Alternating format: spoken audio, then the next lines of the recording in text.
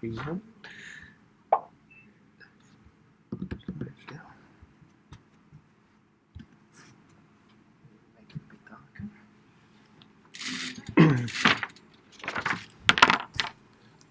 Right, hi everyone. 1, 2, 3, 4, 5, 6, 7, 8. There's not very many of you, and there's not very many of you anyway. Let's see. So, Liberty? No. Tara? No, I knew she wasn't going to be here. Matthew's not here. No. Imani? No. Christopher, you're here. Daniel? Mia? Yeah, thank you. Gemma? Sophie? Yeah. Zoe? Jasmine? Sienna? Yeah. Nicholas? Patrick? Yeah. James? Yeah. Oscar? Yeah. Shaq? Yeah. Elena? Yeah. Melissa? Dan? Yeah. Charlotte? And Emily?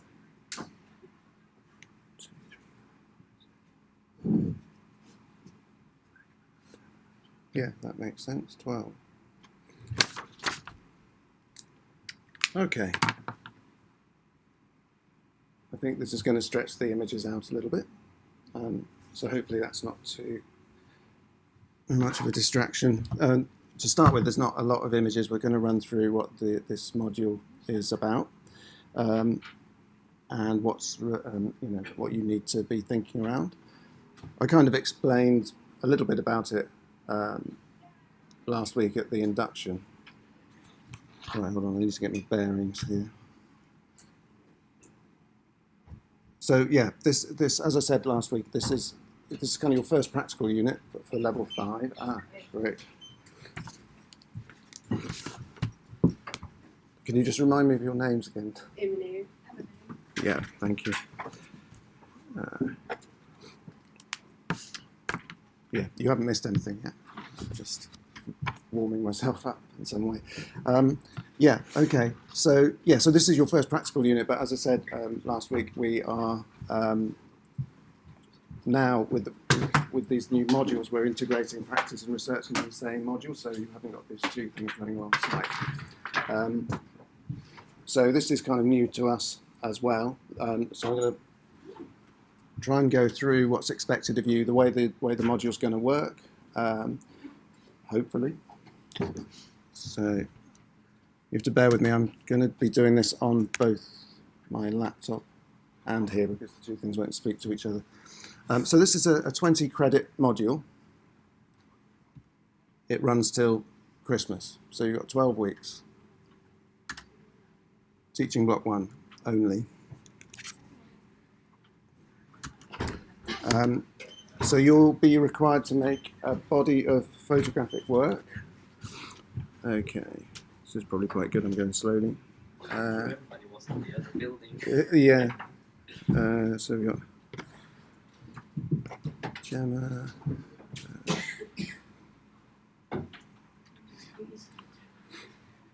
Jasmine. And Melissa.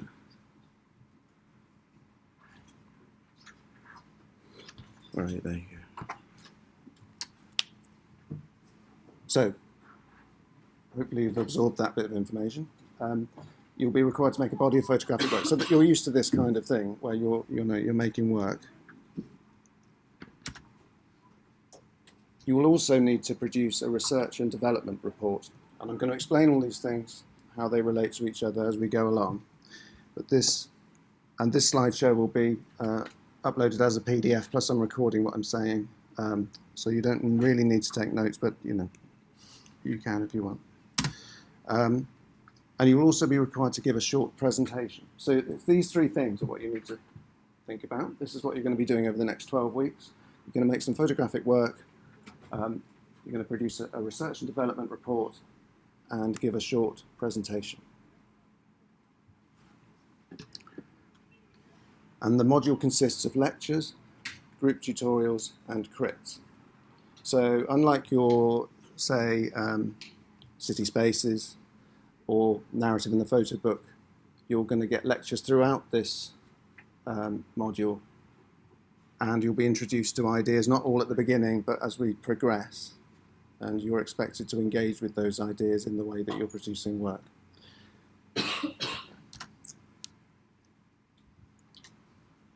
So the module is based around a theme.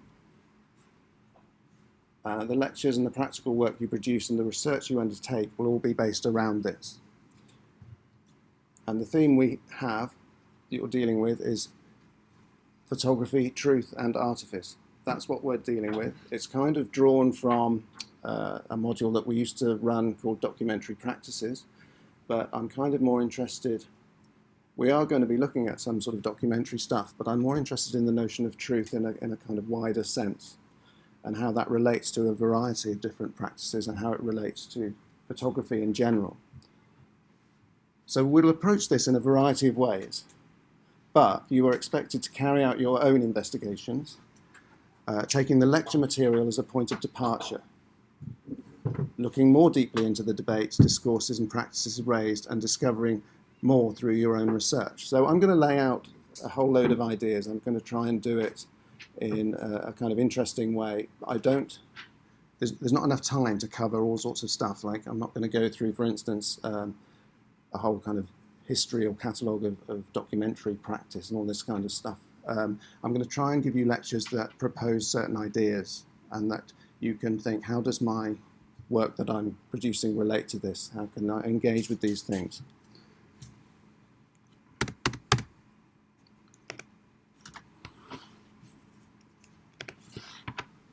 Okay, so you should aim for the following. You should aim to make creative, imaginative, original, and experimental work. So you need to be as free as possible in the way that you're working. Even though you're dealing with ideas, it's not always productive to start from ideas. It's best to start with making something. And you'll see with the way this module is sort of structured, that you don't get a lot of time before you need to produce something. So you need to do it right away from the outset, be making work, even if you don't know exactly how it relates to some of the things I'm talking about yet. It'll all come together. That's the way we're hoping it's going to function. So you should also aim for in-depth, relevant research that engages with debates and discourses around truth in relation to photography, and makes twice reference to historical and contemporary practices. We'll be looking at all these things, so don't worry about that if you're not sure about that yet. But you do, again, from the outset, you need to kind of start diving into reading stuff, seeing what your interests are around this, finding practices that relate to what you're starting to produce, but also relate to the things we're talking about. So you can use the practices I show you as a kind of springboard as well.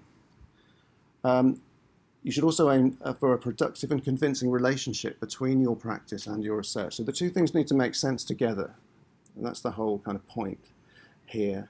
You're used to doing that, but you're used to doing it slightly, in one unit you were doing research, the other one you were doing practice. And I know you were expected to fill in a research and development book as you went along, but we're trying to get this integration much more at the level of, as you do it kind of thing, and how we deliver it. So this is what I'm asking you to do. This is your brief. We'll look at how this appears on Moodle in a minute as well, because that's slightly changed. But all this is on Moodle, plus this will be on uploaded as a PDF. So it's a very simple brief. Produce a body of photographic work in response to, about, or titled artifice. So artifice is your starting point. That's what your work needs to be dealing with. And hopefully by the end of the lectures today, you'll get a more clear indication of what I mean by artifice, but it can be what you mean too. It's whatever you want. Whatever you make of it is fine, but you need to find a way that as you develop that work, that it somehow draws in the debates, which it inevitably will, because it's like the notion of how true is a photograph is something fundamental to photography and the debates around it. and it'll be as true of the photographs you make as it is of any other. You're just trying to come at it from that as a way in, which makes it slightly more critical as a set of sort of practices or set of images than just observing it in a kind of vernacular way. So by the midpoint crit, which will be in 6 weeks' time, towards the end of October, by that point, I'd like your work to be resolved enough that you can present images and talk about this in relation to your research. So I'd like it to be already a body of work. Now, it's not very long, 6 weeks away. I'd like you to sort of hit the ground running so that you're almost testing this out from the outset. So at that crit, we can put stuff on the wall, and it's not just, oh, I've made a start, here's one image, and I'm thinking about it in this way. I'd like it to be already, say, 3 or 4 images that are sort of predicated around a very specific set of ideas that you've already identified. You can already talk about it, because that way we can then move forward. We can advise you on that, or see what's productive, but we need enough from you to be able to do that so that you can then resolve this further. So even at this point, you need to aim to present a coherent set of images and have engaged with texts that are relevant to the discourses around photography and its complex relationship to notions of truth. So this it requires of you to do a bit of your own reading and your own thinking.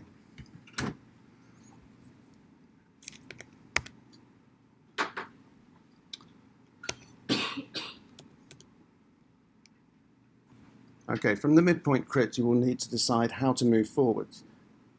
So this will be your decision, but it will be informed by the formative feedback you receive at the midpoint crit. Then this is all pretty obvious stuff. I'm just laying it out so you know exactly what's what. You can either further develop the project you have made, or you can begin a new project informed by what you have produced so far. You don't really have to worry about that too much now, but at least you know that's what's going to be the case. If any of this doesn't make sense, please let me know. So either way, the work you present at the final crit, just before Christmas, and that is ultimately assessed, needs to represent a significant progression, an investment of time and effort over the midpoint crit work.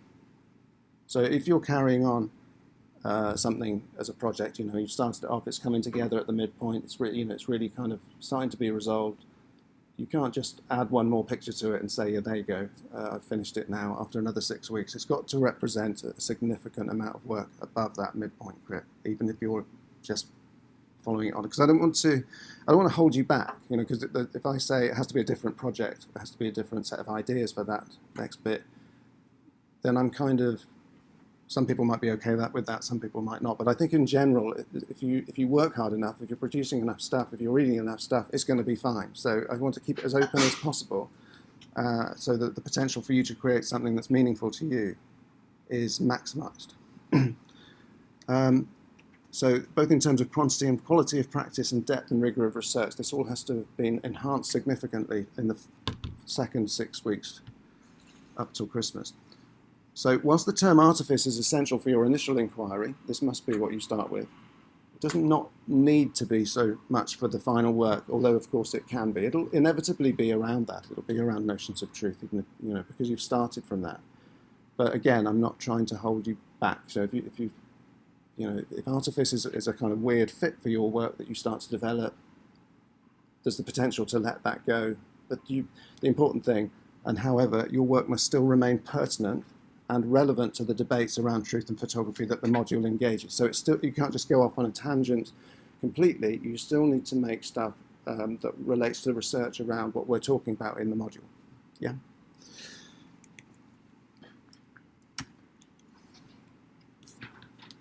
So your work can take any form, but you need to be able to justify what you've done in relation to the themes of the module and your research.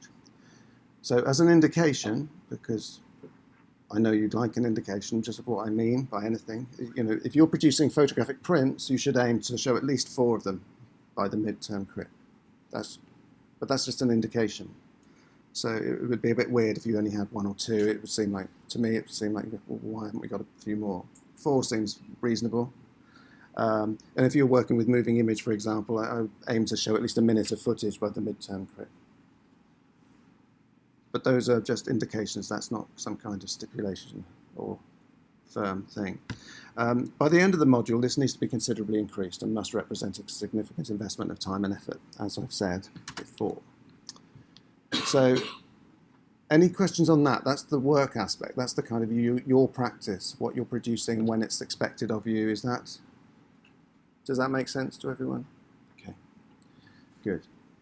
These things always come across, they sound really dry and kind of uninteresting. It's what you bring to it is going to make it interesting. So, and I don't want it to not be fun. You need to be passionate about what you're doing, and it needs to be fun for you.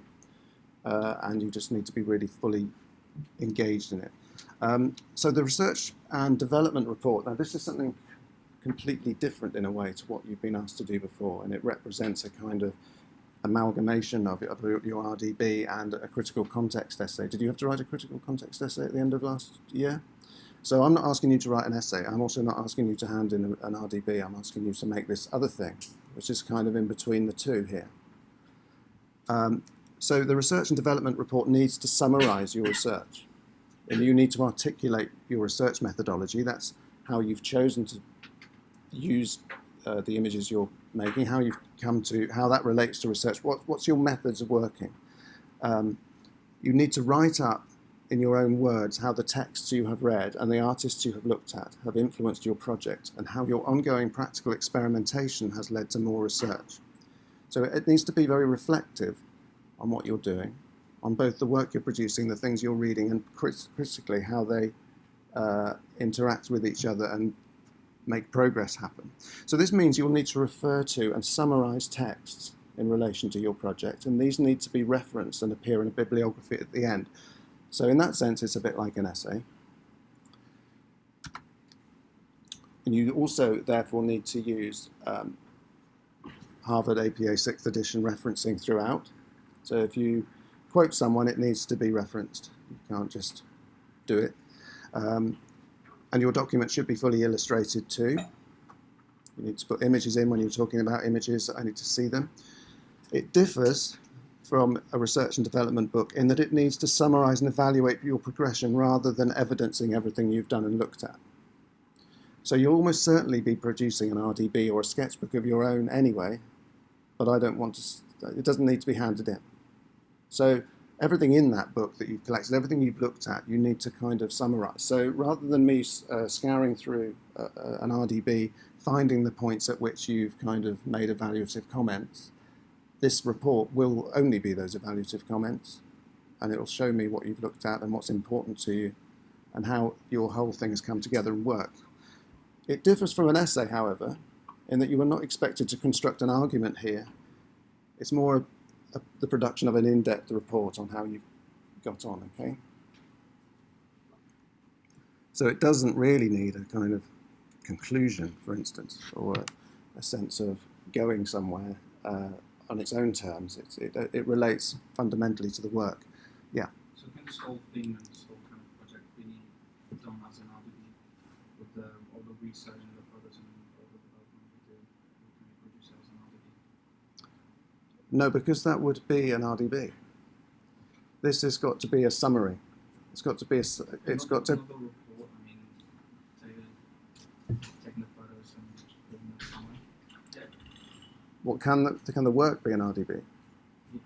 Not the report. No, It could. you still produce an RDB, basically, that's what you say. Like, Yeah, I would recommend to all of you Yeah. to just work as an RDB. Normally, if you've done a very good RDB, what happens is, within an RDB, there will be moments of evaluation, where you're actually basically looking at what you've done and decides, okay, I'm moving in this direction now because this is working, this isn't working. That's basically what you're going to be handing in those evaluations. So it's a report where an essay is much more constructed, it has much more chronology, you might be doing one big argument in an essay, whilst the evaluative report is actually mini arguments where you say, okay, these were my first experiments, these things happened, didn't happen, I evaluated with these artists, now I'm moving on to this one. So that's going to be the report you hand in. But to be able to make a good report, you'll still have to make an RDB. Yeah, you won't. You are going to do it automatically. You're going to do a lot of shoots. You're going to have contacts. You're going to have test prints and all of that. So, except that we're not asking you to hand that RDB in. Now you can hand it in if you want to, because it's always helpful to have perhaps an RDB to refer revert back to. But the idea is that this report actually makes everybody here evaluate what they're doing. Meaning you have much more chance to get a higher mark because the poorer RTPs in the past were lacking that evaluation. So it kind of moved on. It's like, oh, I like this color, I'm moving on to the next one. It's not really an evaluation. So this one kind of forces you to actually take some moments to stop and reflect on what you've done and make an informed decision on how to move forward in the project. Yeah. So essentially, your RDB will have you will probably produce a sketchbook, an RDB or whatever. I was just wondering, I was just a bit confused. I didn't know if that was what we can produce. You can produce whatever you like, but it's just that I don't need to see all that stuff. So the report needs to evidence all that stuff. So it's just I don't need the printed out reams of paper, and I don't need that all the sort of technical stuff. So essentially, the report is basically the most important. It is the most important. Well, the work is the most important part, But and the report is the most is similarly important, and it's the way the two things go together that needs to be convincing. Not necessarily the report itself, but what you say in the report needs to be convincing. It needs to tell me the things that have driven your work. What you've been excited by, inspired by, visually or intellectually, what you've read, and how those things relate to the themes. Because I don't want to just know that you've read something completely unrelated necessarily. I want to know how that relates to the things that in the module critically to do with truth and artifice. Yeah. It means your RTB can be, like my RTB, quite messy. I mean, I tend to work with a box where I should everything in with little copies of articles and so on, and it makes sense to me. And you don't have to spend time like you normally do with RTB laying it out, so it makes sense to other people, so you can work a little bit more. Yeah, hopefully it'll free you up. Organically, I would Yes. say. But then, just like myself, I end up having a notebook where I do my reflections in. If I was a student, I would probably then write up that notebook and that in as the report. But my RTB is basically, I work with books, I work with things, and it makes sense to me, but not to perhaps somebody assessing it. So that's why, that you might enjoy that a bit more, because I know not everybody enjoys working in like an A3 folder. And sometimes it seems that, sometimes you have your A3 folder, you do chuck everything in there, and then when it comes to writing it up, you're kind of doing that for us, because it's maybe not the thing you do yourself. You're kind of saying, this will get me some marks. This is that bit, in a way. You're just separating the two things out a bit. But you just have to. It just makes you think very clearly about your research methodologies, rather than just accepting that it's a kind of afterthought and you'll fill that bit in later. You also need to do a presentation, and this again is quite new, the way I've kind of put this into the program of study. So the presentation I'm putting in at the final crit, in which you will have 6 minutes to articulate an overview of your research and how this relates to your work. So I'd like you just to tell us in front of your work. So it's just similar to kind of what you do in any crit, except this time it's slightly more formal. It's being assessed. How you talk about that work there in that crit, how you respond to a couple of questions, is actually how you get your mark. So it's your opportunity. And having written your evaluative report here, that should be fairly straightforward for you. And it's not quite as formal as standing up and doing a sort of Petra Kucha presentation in front. It's more like in a crit situation, but it will be, the difference is it'll be timed a bit more rigorously, and it's because it's assessed, there'll be a slightly more kind of weight on the preparation you do for that and how you convey those ideas. It's just a way to show that you're able to talk about these things that you've worked on. And if you've worked on them and if you've written the report, that should be fairly straightforward and hopefully not too stressful. We'll try not to make it stressful, because I know it always is stressful. Like talking in front of people is not always a relaxing thing either. So yeah, there you go. Does that make sense? So Moodle, we have a new format. I'm not sure if you've looked. Has everyone looked at the page for this? Yeah, we'll have a quick look. If I can figure out how this works. Bottom of the scroll.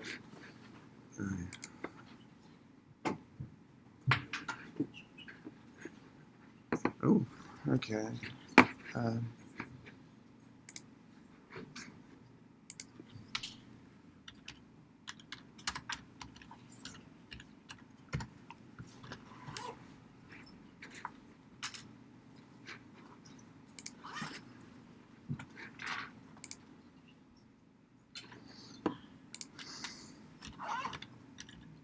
Jonathan, yeah. I may have a dumb question. Yeah. But what the hell does artifice mean? Okay. Well, we're going to go into that. Okay. So you don't need to worry. Artifice is. I've written things- it down like 4 times. I have no clue what it means. What do you think it might mean? I mean, you said truth with it, so I'm thinking maybe a lie. Yeah, I mean, maybe if you think of the word artificial, Ah, it's fake. artifice is kind of, yeah. So it's kind of the opposite of truth, Okay. in a way. Look it up. That's a good question. That's not a dumb question at all. It's a very brave question. You say things, I'm like sure.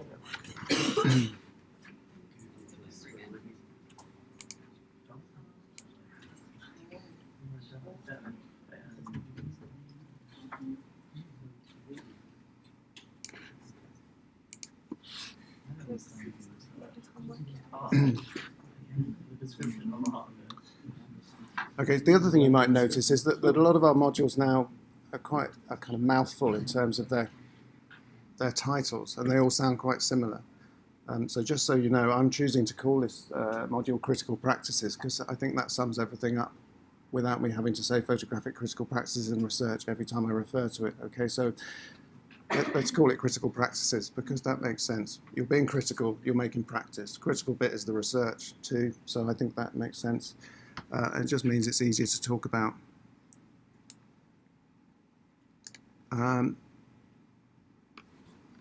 Why does this not work? Is this not working the same way as it should? Or is doesn't seem to have the tabs anymore? Well, yeah, if you go up next to module information, there's a little arrow now. So I think under there are the tabs. I think because the screen is squished, that it actually Right. went Okay. into the mobile format, basically. Yeah. So normally these, as you've probably noticed, these this drop down appears as a row of tabs here. And that's just to give you all the essential information in one handy place at the top. So the welcome should already be here, and that's a kind of introduction to the module, which I can read for you in a second, because it's slightly different to what I'm delivering here. So things like the overview comes from yeah, this sort of link. It's like the aims, isn't it? I guess that used to be on these things. I think. So you've got the learning outcomes there. So all this stuff is at the top, but we've also got it further down the page, which is what you're more used to seeing as well. So, but you can find it here if you want. So reading lists there'll be a link to the reading list. The reading list, as it stands at the moment, is kind of a throwback to documentary practices. I'm going to refine the reading list so it's a bit more specific because there's lots of useful stuff on there. But there's also some stuff that I think could be trimmed back a bit. So I think for reading lists, it's best to be quite concise. I just haven't quite got that bit down yet. But also, you shouldn't rely on reading lists. That's the other thing. It's not that reading list isn't the only thing you should be reading. It's just the core things that relate directly to this unit, to this module. And so finally, we've got assessments, which won't have anything in it yet because nothing's been assessed. Is that where the hand-in stuff will go as well? If anything needs to be handed in electronically, that's where, which I don't believe it will be for this module. And if you want to check the module specification, that will take you to that, which is kind of the written in stone bit of what this module is and will relate to everything I've said, but in a more kind of legal way, I guess. So if you go past that, so if we go back to welcome, So in this photographic critical practices and research module, you'll be investigating notions of truth in relation to the photographic. So it's worth you taking some time to read this as well. You will explore the historical and contemporary practices, traditions and debates that either rely on or question this relationship, that relationship between truth and the photograph. These issues become particularly prescient in regard to documentary photography, itself a contentious term. So there's lots of things I'm kind of suggesting here that might not make sense, but as we go through the lectures, you know, we'll talk about why is documentary a contentious term, why isn't it straightforward? But we'll also be looking at why photography itself isn't straightforward either. So in recent decades, documentary has become the most important way that photography is represented in the art gallery and has expanded to encompass a huge range of disparate practices. We will be considering the term documentary in relation to the related term document and how photographic documents have been used as tools for knowledge, social control and propaganda. We will consider how photographers have interpreted the document's characteristics of reality and fiction through the use of the camera. You will undertake a sustained practical assignment that engages with and responds to these ideas and identify an appropriate context for your work. And then you're asked to consider this quote by Abigail Solomon Goddo, in which she asks, what is a documentary photograph? With equal justice, one might respond by saying just about everything, or alternatively, just about nothing. In support of the former reply, one could argue that insofar as any photographic image expresses an indexical relationship to whatever appeared before the lens at the moment of exposure, that image is a document of something. From this expansive position, no photograph is more or less documentary than any other. Every photograph is a document of something. On the other hand, conversely, one could argue that the conception of photography as a faithful and unmediated transcription of physical appearances, residual traces of the ancient faith notwithstanding, has long since been abandoned. We therefore now take for granted that the camera produces representations, iconic signs, translating the actual into the pictorial. While photographs remain the only form of pictorial evidence routinely admitted in the courtroom, the once universal belief in the camera's truth has been belied by everything from outright trumperies to the poreless faces of Vogue models. So, you know, in one sense, every photograph is a document. It proves in some way that something was in front of a camera. But on the other hand, that proof is based on a sort of belief that there's a kind of truth in that relationship, that actually the picture you get is in some way a true representation of the outside reality that it's facing and representing. And that's highly problematic because it's always mediated through some kind of context. So the notion of truth becomes very, very complex. It's not a simple, straightforward, I've seen this in this photograph, so therefore I've seen this, there's something else going on. And that's what we're going to be looking at. So in relation to this above quote, you will be producing a body of work underpinned and supported. So this, you can read through this. This is basically just going to reiterate what I've just said in the PowerPoint. But if you go down the page, this is the more familiar look that you're used to. So this brief here will just ask you to do what I've just asked you to do. But if we go to the calendar, I'm actually going to come off of, let's see, what else have we got on Moodle? Yeah, so you've got your learning outcomes. So I'm going to go back to the PowerPoint to discuss the calendar and then look at the newly kind of formatted way we are using assessment sheets here. So, okay.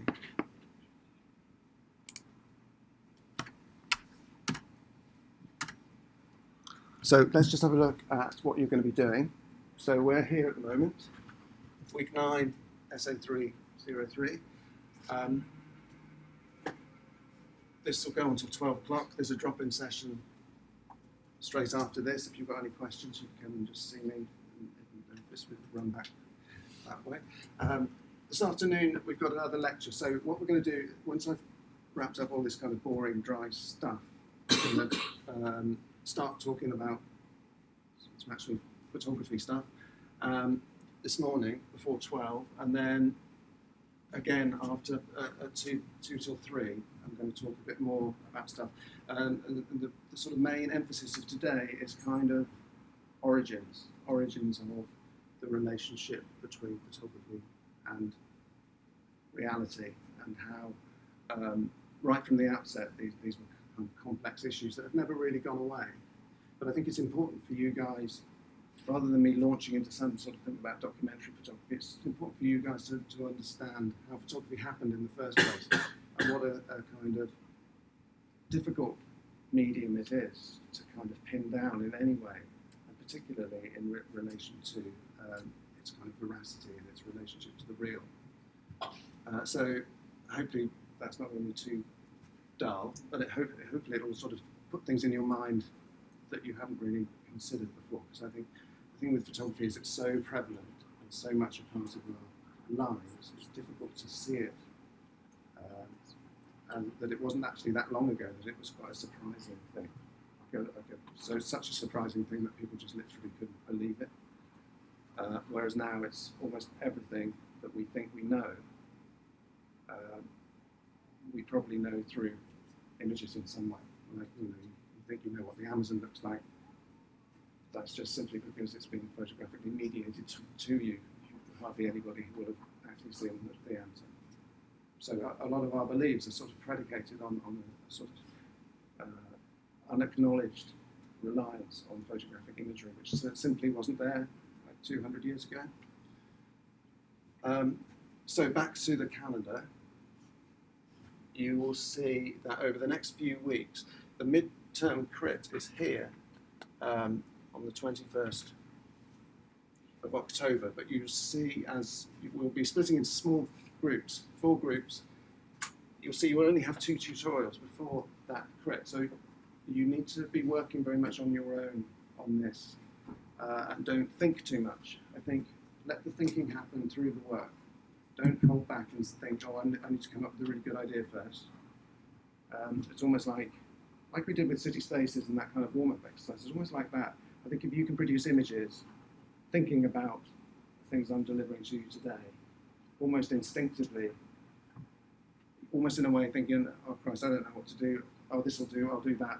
At least I've done something. That's actually a good way of thinking. You know, it's no harm if you've got something very specific you want to do. Great. But if you don't, and a lot of people don't, I know I'm often in that situation at the start of something, you think, I actually don't know what to do. Well, just do something.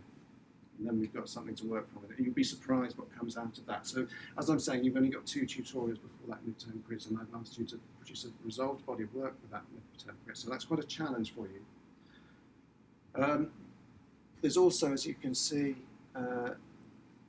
some lectures dotted around. These are kind of quite short lectures in which I'll be introducing things. So today we're talking about sort of origins and sort of early starts of photography and how it was used in relation to sort of evidencing things.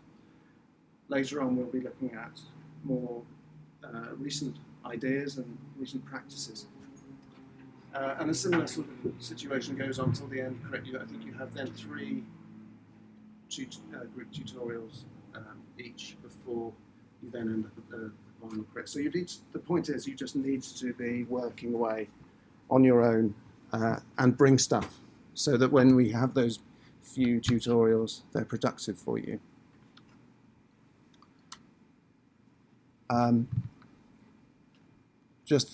Has anyone gone through this with you, this kind of new look assessment form that we've got? So did we talk about that at the induction? Kind of. Yeah. So I don't want to overplay it, but the main difference is, hopefully it all makes sense. The main difference is we've specified what happens at the top and the bottom, rather than just saying 2-1. First is excellent. Anything above 70 is excellent, and that's that. And anything below 40 is a fail, and that's that. We've kind of specified more clearly what's happening in those bandings, so that you understand and have a more sort of certain idea of how you could improve, or what indeed has made your work so good. So at the top we have the learning outcomes. So that's pretty standard. but we've made very specific words such as outstanding at the top of and sort of excellent and significant. We spent quite a bit of time in trying to get these consistent throughout the different modules, so you're all used to the terms and what they reflect.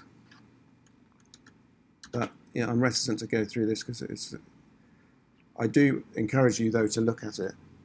Think about where you sit in relation to these things, and maybe we can talk about this when you started to produce some work. We can try and, as we did with like your practical modules last year, we can look at this in relation to what you're producing and see where you're sitting at the moment and how you could, move up into another banding, how you turn something from good to very good by simply, adding a sort of reference to a certain set of ideas or a certain essay would suddenly sort of elevate what you're doing, for instance. But I think that, this is useful when you have sort of just under 40, when you've actually failed something, which hopefully none of you will ever do. But, if you do, you can see that words like incomplete and limited come in, and we can talk about how, you've got a more clear idea of what might be able to be done about that, and just give you that few little extra marks that would elevate you to a pass. Okay, so Can you quickly go back to learning outcomes? Because there's one thing that is quite good to, even though the learning outcomes get quite abstract, do have it's only 6 of them, but you need to evidence these somehow. So make sure you have a read to them.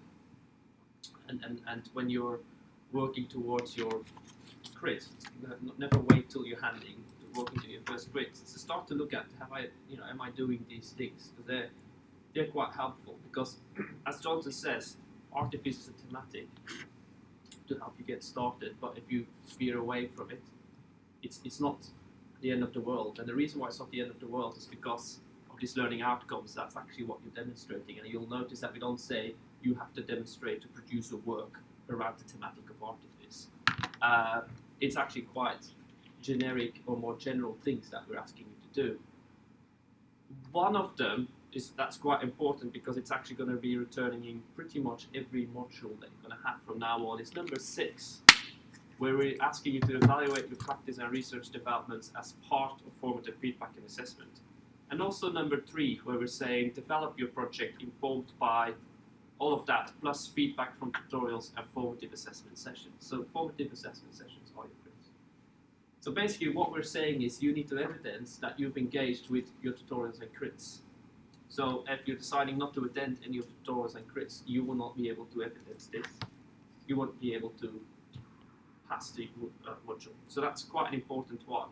So, there's a requirement basically now in the learning outcomes for you to actually engage with the crits and tutorials, which I'm not worried about because you're all here. But there's also people missing, and I want them to hear that on the recording. that is quite important, because where things go wrong, I find, when people get upset about their assessment, and then I have a meeting with them, and it turns out that actually what they haven't been doing is engaging with the tutorials and the crits, getting the most out of it, actually daring to ask some difficult questions about, how's it going, sort of, and that hopefully, again, this will help you to sort of understand that actually every week, in a way, you're getting assessed, because we're actually looking at how you're developing and how you're doing your practice. So people who tend to attend every week, I think you showed that anyway at induction, they tend to have better marks, and that's only because they know what they're doing and how efficient to be too, and not waste time on things that perhaps aren't important. So it's all there to help you to get your best mark. But this time we've actually written it in the modules, because we want people to have really good marks. Believe it or not, it's not that our job is to get the best mark out of you, not the worst mark. So we're kind of written it in all the modules, saying like, hey, just engage with these things, make sure that you attend, especially formative feedback, which is the interim crits, because that's where you're showing sort of a midpoint where you're saying, hey, this is where it's going. That's where you get a lot of feedback when it comes to the assessment and so on. So I thought I'll just make sure you have a read of that, because it also helps you to plan and do things. There is so much information on assessment sheet. That can, again, even just to start, if you don't know what to start with, just reading some of these things you guys know. Identify, analyze, and apply a range of research, which is pop to the library and see what other people are doing, and perhaps I'll just tag along with them.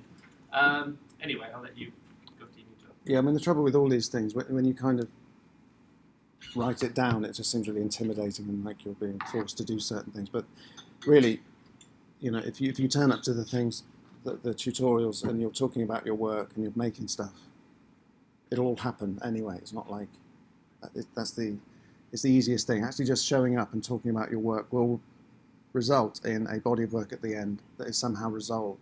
Whenever we get work that's somehow not resolved, which is often, it's almost always because people just haven't been involved in those discussions at tutorials. It's almost always they've been absent and not progressed their work. It's all work tends to sort of stay there or be just produced in a kind of panic at the end, and it never works. So all you have to do is turn up, talk about stuff, and then all these things will just fall into place. Yes.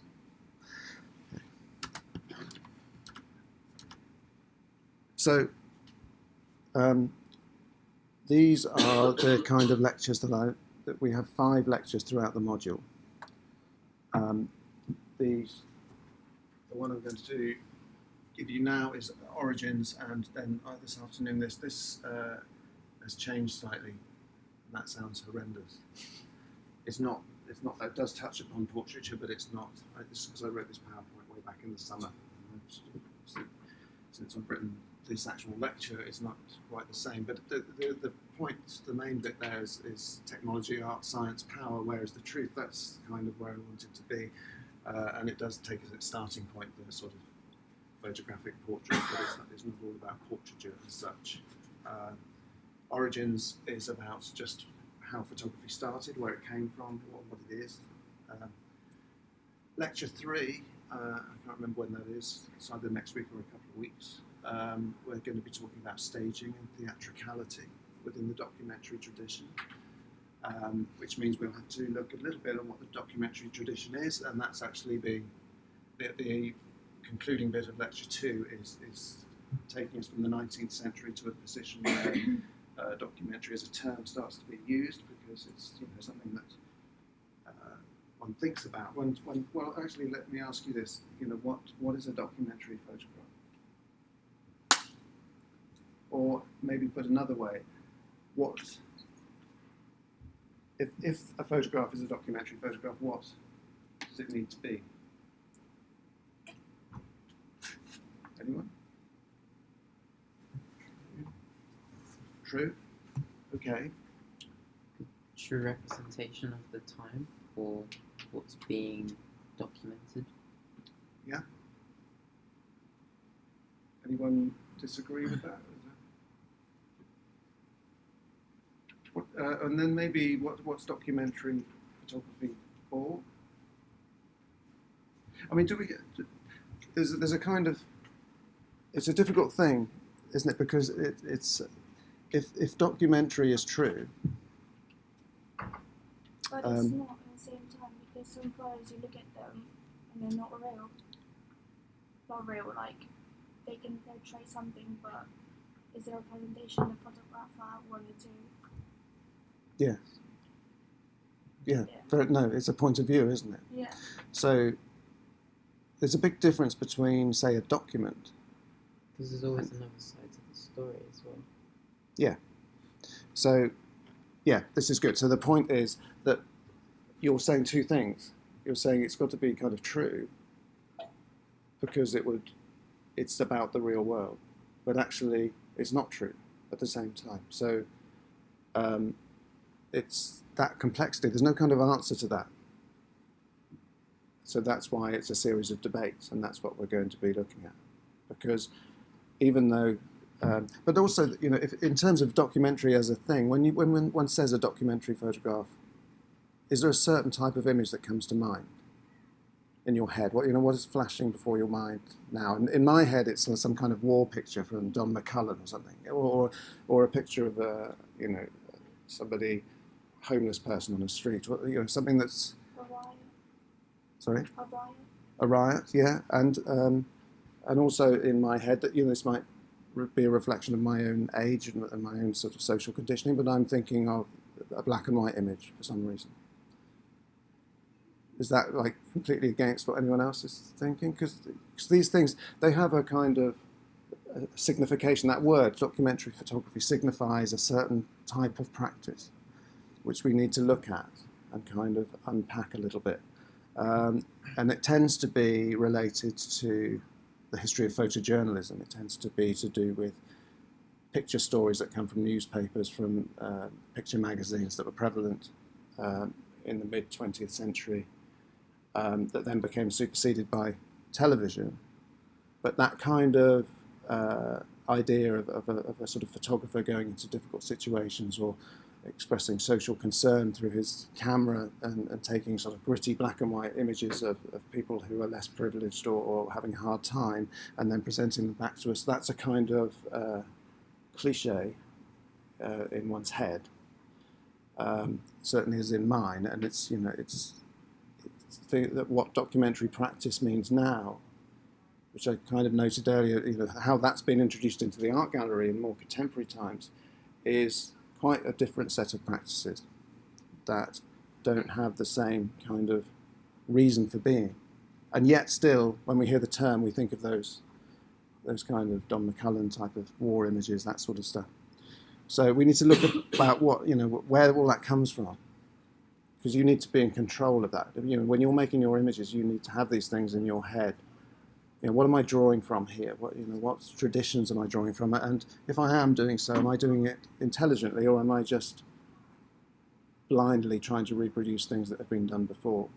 So this is what we need to be able to do, is to be sort of self-critical in some way. So we've got staging and theatricality. We're then going to look at the idea of ethics. When we talk about when we're thinking about photographing other people, there's always a kind of ethical dimension, which we will go into. And finally, the contemporary self, again looking at contemporary practices, particularly around representation of people.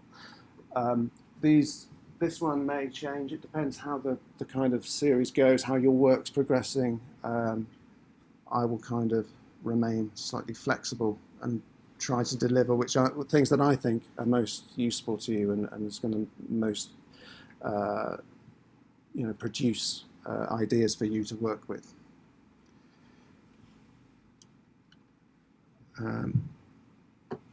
Okay, I mean, can we have like a 10-minute break and then we'll launch into this? I'm not sure if there's a place to go and have a break down in the courtyard. Coffee place is just there. Oh, is it? Yeah. All right, yeah, so if you come back at 11:10, but that would be good.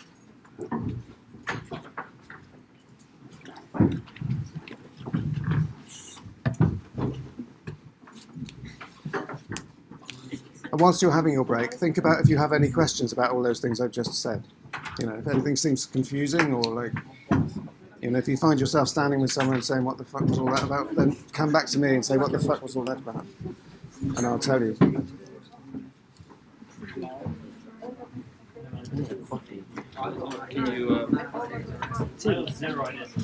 Can you Can you go here? It's your worst good time here. You can't. It's a shame that you can't pause the recording, is it? It's almost better to stop it though, and then you have two of them. So Yeah, because you can put them together in thingy magic.